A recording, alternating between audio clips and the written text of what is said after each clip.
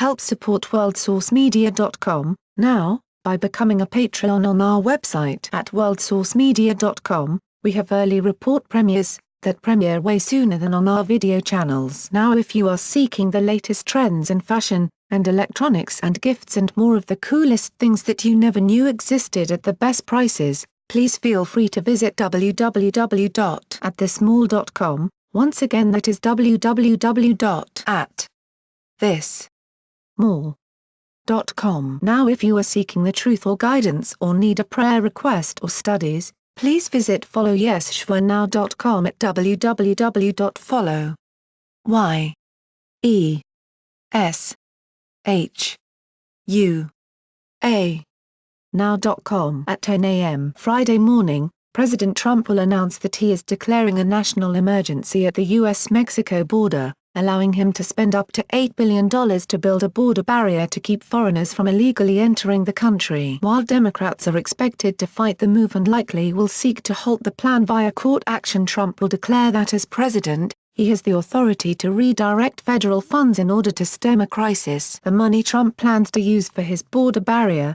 which he has been promising since his campaign days, include $1.375 billion that is included in a spending bill he will sign in the Rose Garden ceremony, $600 million from the Treasury Department's drug forfeiture fund, money seized by the U.S. government, $2.5 billion from a Defense Department drug interdiction program, and $3.5 billion from a military construction budget. NBC News reports the White House on Thursday confirmed that the president will sign an emergency order allowing him to make the move. President Trump will sign the government funding bill, and as he has stated before, he will also take other executive action including a national emergency to ensure we stop the national security and humanitarian crisis at the border. The president is once again delivering on his promise to build the wall, protect the border, and secure our great country, Press Secretary Sarah Sanders said. House Speaker Nancy Pelosi called the move an end run around the will of the people,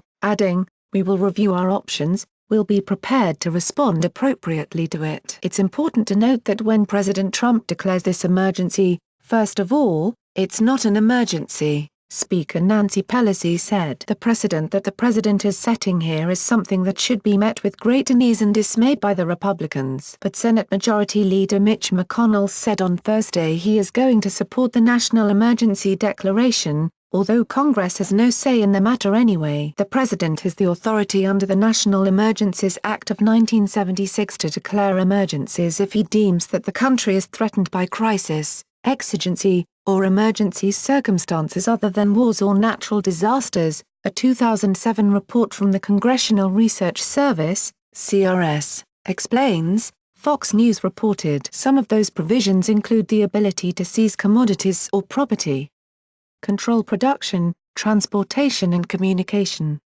institute martial law or restrict travel. According to the report, Democrats immediately sought to discredit Trump calling for a national emergency by suggesting that there is no emergency on the border, despite the hundreds of thousands of people who are apprehended every year illegally trying to enter the U.S. on the southern border.